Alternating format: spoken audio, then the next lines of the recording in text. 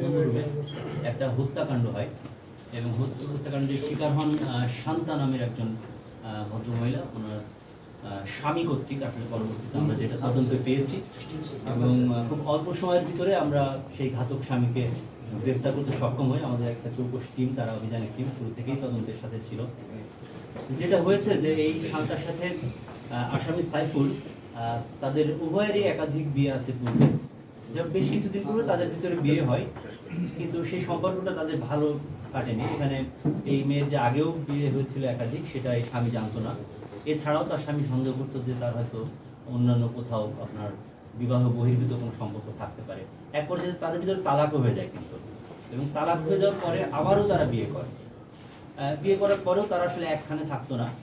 মূলত ছেলেটা থাকতো তার এই খালু ওইদিকে বাড়িতে উত্তর দক্ষিণখানে, এবং শান্তা থাকতো আপনার শফিপুর কালিয়াপুর ওইদিকে একটা গার্মেন্টস উনি চাকরি করতেন। তো ঘটনা যেদিন ঘটে 21 তারিখ সকালে তাকে টেলিফোন করে আসতে বলে ঘাতক স্বামী। তো তারা গাজীপুর চৌরাস্তায় মিলিত হয় এবং গাজীপুরের কয়েকটা জায়গায় ঘোরাঘুরি করে, তারা খাওয়া দাওয়া করে।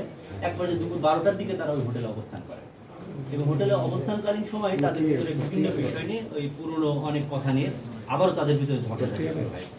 তো এর ভিতরে তখন এই শান্তার ব্যাগে একটা ছুরি ছিল। মূলত এই স্বামী তাকে বলে যে ফল আমরা হোটেলে থাকবো, ফলটা খেতে পারি, তুমি একটা ফলের ছুরি নিয়ে আসো। হয়তো পূর্বপুরুষের অংশ ছিল এটা। তো যাই হোক, ঝগড়াঝাটির এক পর্যায়ে তাকে ওই আসামিও তাকে ডিজিজকে একটা চড় মারে, সেই মহিলাও তাকে খামচি মারে। এরকম মোটামুটি একটা ফিজিক্যাল অ্যাসল্টের মতো পরিস্থিতি হয়ে এক পর্যায়ে তার ব্যাগ থেকে ওই ছুরি বের করে তার গলায় পোঁচ দেয় এবং বুকেও প্রচুর করে আঘাত করে এবং সেখানে তার মৃত্যু হয়। এবং হোটেলেও তারা আসলে বিনা আপনার বেনামি পরিচয়ে ওখানে ভর্তি হয়েছিল। এই সব কিছু পূর্বপরিকল্পিত অংশগুলো আমরা মনে করছি এখন পর্যন্ত। তারপরে তো স্বামী পালিয়ে যায়। তো ঘটনাটা ঘটে পুলিশ পরবর্তীতে রাত 10টার দিকে জানতে পারে, যখন হোটেলের ছেলের নাম দেওয়া ছিল লিখন। তার অরিজিনাল নাম হচ্ছে সাইফুল ইসলাম, কিন্তু হোটেলে সে রেজিস্টারের নাম দিয়েছে লিখন নাম। আর শান্তা যে, তার নামটা শান্তাই ছিল। এবং শান্তার আপনার গ্রামের বাড়ি হচ্ছে আপনার নাটোরে এবং ছেলের যে দেশের বাড়ি জামালপুরে। তারা মূলত এখানে ভাসমান হিসাবে এখানে বিভিন্ন জায়গায় চাকরি করতো। ছেলেটা শেষ পর্যায়ে সে হচ্ছে একটা অটো রিক্সা চালাতো।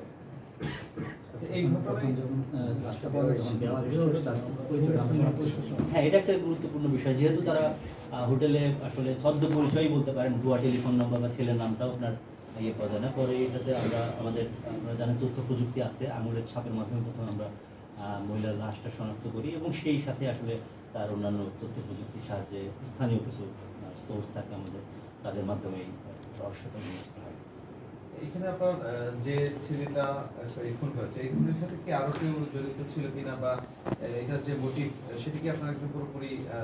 হ্যাঁ, আমরা অনেকটা নিশ্চিত, কারণ তার 164 আদালতে সে বিজ্ঞ আদালতে স্বীকারোক্তিমূলক জবানবন্দি দিয়েছে এবং সেখানে সে একাই ছিল মর্মে, এবং আমরা সিসিটিভি ফুটেজও পর্যালোচনা করব।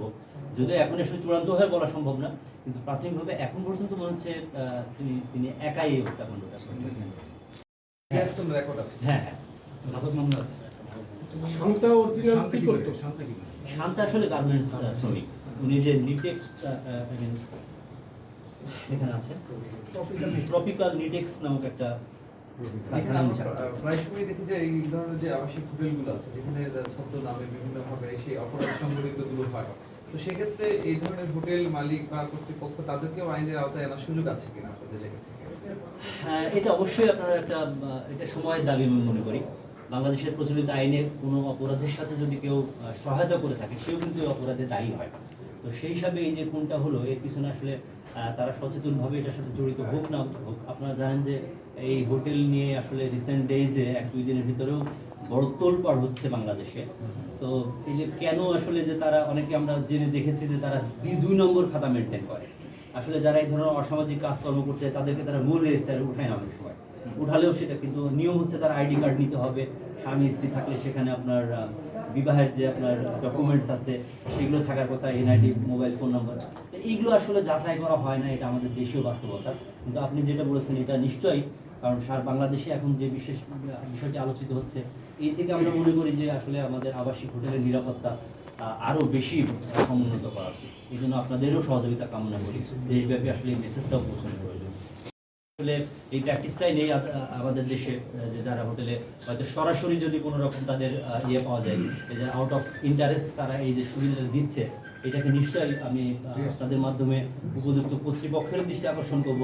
নিশ্চয়ই এই বিষয়ে একটা আরও পূর্ণাঙ্গ আইন এবং আইনের প্রয়োগও করা যেতে পারে, যাতে এই ব্যবস্থা করা হোক।